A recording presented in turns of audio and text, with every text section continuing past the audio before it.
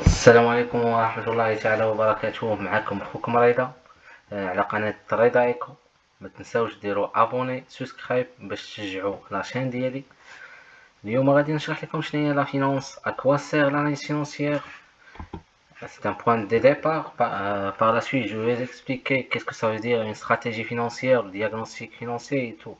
Donc, on va commencer par une explication brève de l'ESG, le bilan financier par la suite, l'analyse par des ratios, la politique financière de l'entreprise et le diagnostic et le financement de l'entreprise. Donc, l'analyse financière, les éléments essentiels, à savoir l'ESG, le bilan financier et tout, dans 6 vidéos en bref pour assimiler et comprendre qu'est-ce que ça veut dire l'ESG. Donc, l'ESG ou l'état de solde de gestion. Donc, pour expliquer l'état de solde de gestion, on doit tout d'abord citer la définition d'une analyse financière. L'analyse financière est une étude évaluant la situation financière d'une société à un moment défini.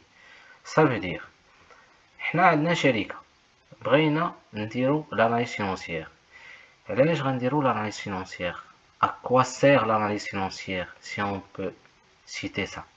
Donc, l'analyse financière nous donne une image réelle de l'entreprise et aussi nous facilite de savoir les indicateurs clés, à savoir la marge brute, la production, la consommation, la valeur ajoutée, l'excédent brut d'exploitation, le résultat lié à l'exploitation, le résultat financier et le résultat non courant. Donc, cela est expliqué par l'ESG. L'état de solde de gestion rassemble deux sortes de tableaux. Un tableau pour présenter les soldes, à savoir la marge brute, la consommation et la production, la valeur ajoutée, et un tableau pour calculer en ce qui concerne la CAF ou la capacité d'autofinancement. Voilà une présentation, comment elle est schématisée, le tableau de formation des résultats. Il est appelé aussi TFR ou état de solde de gestion, l'ESG. Donc, on commence par la vente de marchandises, moins achat revendu de marchandises, ce qui nous donne une marge brute sur vente en lettres. Donc, l'entreprise تقدر تكون إما commerciale ou industrielle. وبعد مرات كيقدر تكون كدير les activités بزوج, à savoir l'industrie et le commerce.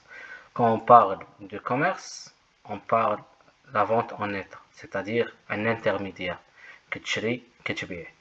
Et quand on parle de la production, كنهضروا هنايا على la production avec l'industrie, ses propres machines, son propre usine, donc à savoir la vente qui concerne les produits biens et les biens de services produits, aussi la variation de stock des produits, l'immobilisation produite par l'entreprise pour elle-même.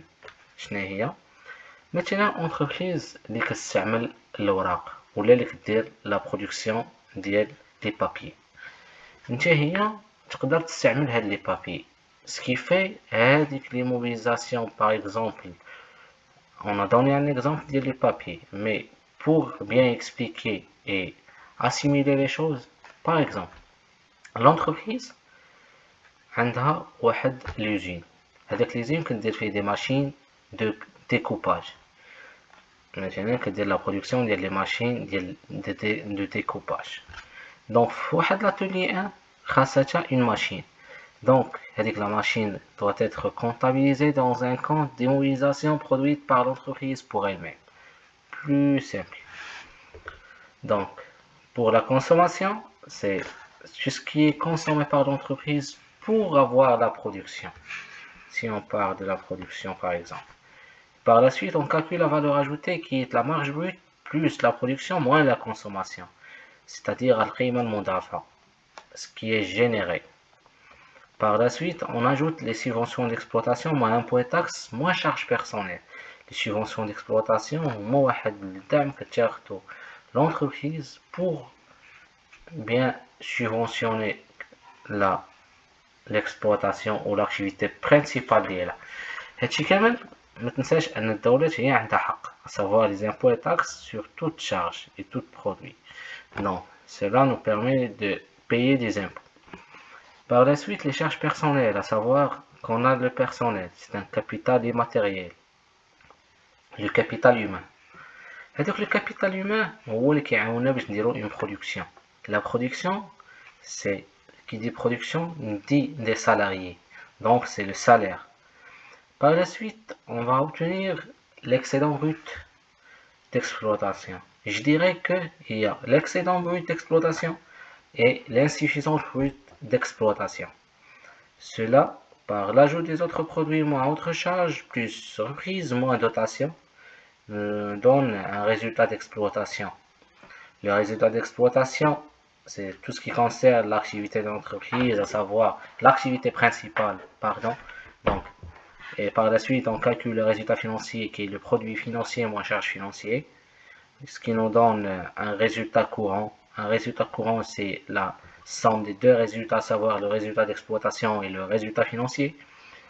Et هادشي كامل كنزيدو عليه واحد le résultat qui est le résultat non courant, à savoir que l'entreprise peut vendre quelque chose, par exemple une immobilisation, produit de cession d'immobilisation, c'est un produit non courant.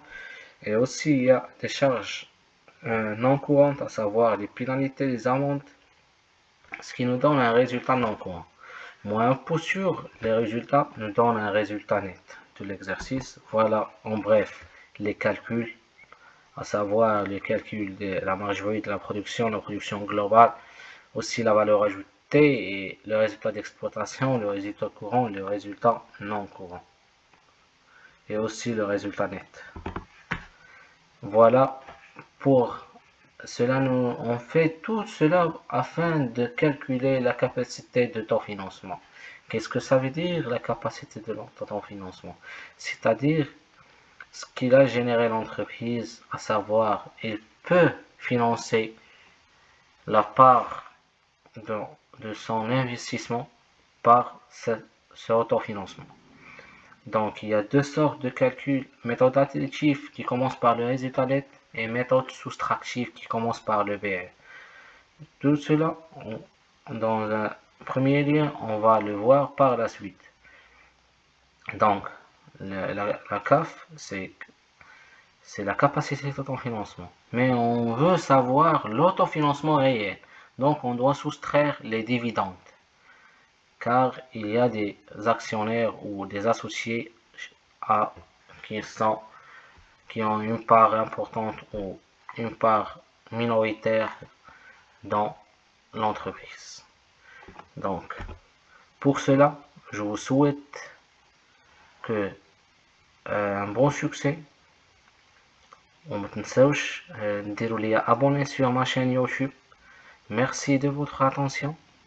ونعاود نفكركم بلا chaîne يوتيوب سي رضا ايكو معاكم وديما معاكم. Et n'oublions pas que le Maroc est le meilleur pays. Merci.